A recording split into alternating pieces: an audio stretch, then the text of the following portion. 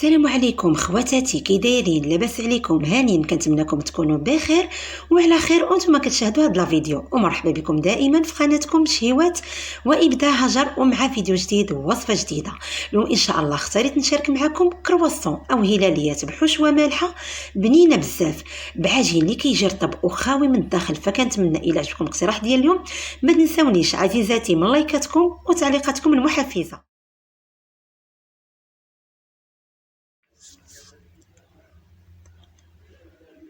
وإلا كنتم من المشتركين الجدد فألف مرحبا، ضغطوا زر الاشتراك وفعلوا جرس التنبيهات باش توصلوا دائما بجديد الفيديوهات.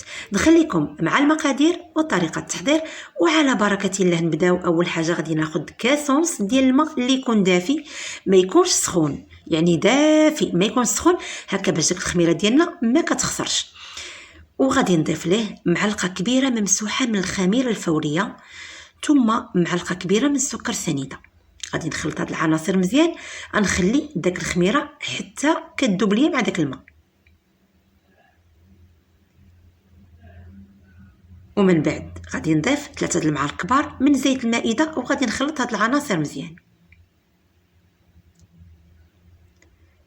ثم غادي نبداو نضيفو الدقيق وحنا تنخلطو، وما نساوش الملحه من طبيعه الحال.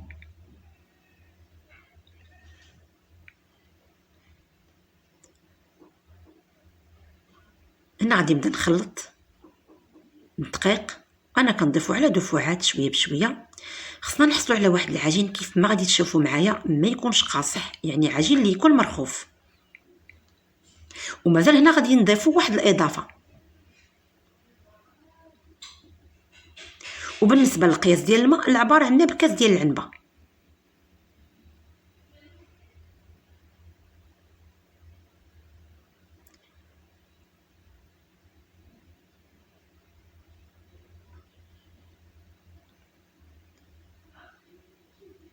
وكيف ما كتلاحظوا معايا العجين ديالنا كيلتصق بالايدي. هنا غادي نضيف له معلقه كبيره ديال الزبده، وغادي ندخلها مزيان في هذا العجين. وانتم من الافضل وضعوا العجين ديالكم على سطح العمل باش تدخلوا داك الزبده مزيان في العجين. وكيكون هذا هو القوام ديال العجين ديالنا، عجين اللي هو رطب. غادي نغطيه وغادي نخليه يختمر، وغادي نمروا نحضروا مباشره الحشوه ديالنا اللي غادي نحتاجوا فيها.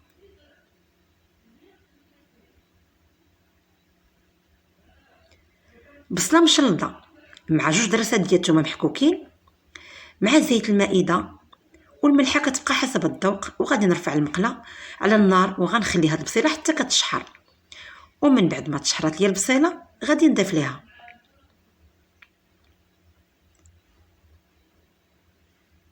كميه من الصبانخ لي زيبينار، الكفته وكتبقى اي نوع كتفضلوه. عندنا التوابل، الكمون، الفلفل الاسود، ممكن نضيفوا كذلك الفلفل الاحمر والفلفل الاحمر الحار. غادي نضيف كذلك الربيع، وغادي نرفع المقله على النار وغنخلي هاد الكفيته وداك الخضر كيتشحروا وحتى كيطيبوا. ومن بعد ما طابت ليا داك الكفته ضفت ليها شويه الهريسه وكتبقى اختياريه. ممكن كذلك تضيفوا حتى الفرماج المثلث اولا المربع، مع حده هي كتكون سخونه كتذوبوها معاه، يبقى لكم كل الاختيار. غادي نخلي داك الحشوه كتبرد وغادي نمر للعجين ديالنا، يعني كنهويه على سطح العمل بمساعده ديال الدقيق الابيض. يعني كنوضعوا شويه، كنرشوا شويه ديال الدقيق الابيض على سطح العمل وكنهويو العجين ديالنا، كنخرجوا منه داك الهواء. ثم غادي نقطع العجين القطع. صافي كناخذ هنا كل قطعه كنشكل منها كويره.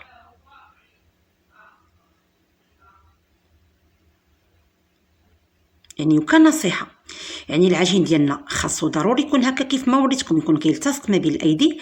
وكنضيفوا له داك الزبده. خص العجين ديالنا يكون خفيف هكا باش كتجينا داك الكرواسه خفيفه ورطبه. هنا غادي نوضع الكويرات في البلاطو اللي رشيت عليه شويه ديال الدقيق باش ما يلتصقوش ليا، وغطيتهم بالبلاستيك. غادي نخدموا بهم مباشر، انا غطيتهم غير باش ما ينشفليش داك العجين. صافي مباشر كنبدا ناخذ داك الكرات الاولين اللي بديت بهم. كنطلق الكره الاولى على سطح العمل اللي كيكون دائما مرشوش بالدقيق، كنشكل قياس هكا بحال اللي كتلاحظوا معايا في لا فيديو.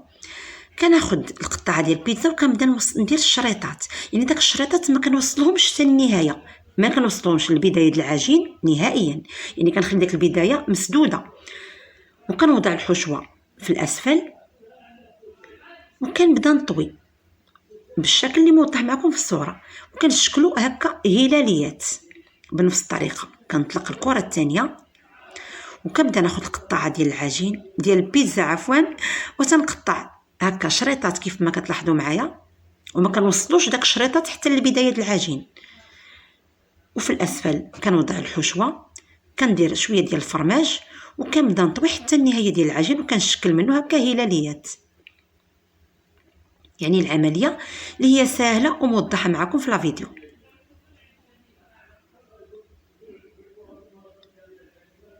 العجين ديالنا راه خفيف، يعني دائما حاولوا انكم كتهزوا داك العجين وكترشوا شويه ديال الدقيق من الاسفل.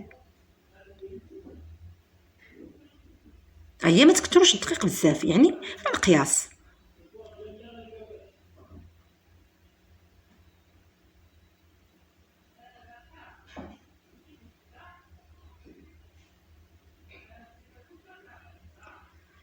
بنفس الطريقه غادي نستمر حتى غادي نكمل هاد الكميه اللي عندي. ممكن نتوما كذلك عوض ما ديروا داك الفرماج هكا مربع، ترشوا هكا، ديروا شويه ديال الفرماج احمر رابي، حتى هو راه كيجي واعر في هاد الوصفه، كيجي بنين بزاف، كيزيدها واحد البنه.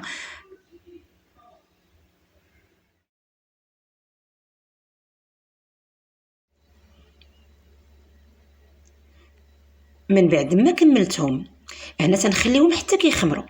يعني هنا ملي تنخدم اللاطه الاولى كندوز نخدم اللاطه الثانيه، ملي تنكمل انا داك اللاطه الثانيه كتكون هاد الاولى خمرات. يعني هنا كتكون خمرات، كندهنها بالبيض، وفي هاد الاثناء كنكونوا حنا مسخنين الفرن ديالنا حيت كنخليوه حتى كيسخن مزيان. كنسخنوا الفرن وكندخلوا اللاطه ديالنا على 180 درجه، كنطفيو الاعلى، كنخليو غير الاسفل اللي شاعل عليهم، كنخليهم حتى كيطيبوا من الاسفل ثم كنشعل عليهم الاعلى. وكيكون هذا هو الشكل ديالهم من بعد ما طابوا، كياخذوا لنا هذا اللوين هذا هلاليات او كرواسو مالحه. كتجي رائعه بعجين اللي هو رطب كيف ما غادي تشاهدوا معايا، وكيجي داك العجين خاوي من الداخل. كنتمنى الوصفه تنال اعجابكم وتجربوها، فما تنساونيش من لايكاتكم وتعليقاتكم المحفزه، والى اللقاء مع فيديو جديد.